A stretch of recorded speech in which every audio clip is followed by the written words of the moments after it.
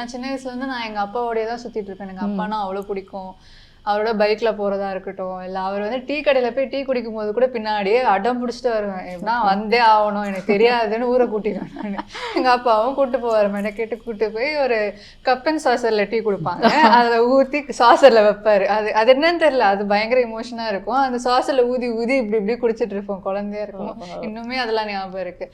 But ஒரு time வந்து வளர்ந்து ஒரு அடலசன்ட் ஏஜ் மாறி போகும்போது, அடுத்து நம்ம காலேஜ் போய் படிக்கும் போது இது எல்லாம் மாறிடுச்சு. ஸோ ஒரு பிரிவினை வந்துடுச்சு. ஆனால் எல்லாம் அதே பொண்ணு தான், நானும் அதே பாசம் தான் இருக்கு. ஆனால் அது காட்டுறதுக்கான ஒரு இது வந்து ரொம்ப பெரிய கேப் கிடைக்காம போயிடுது. ஸ்பேஸ் கிடைக்காம போயிடுச்சு.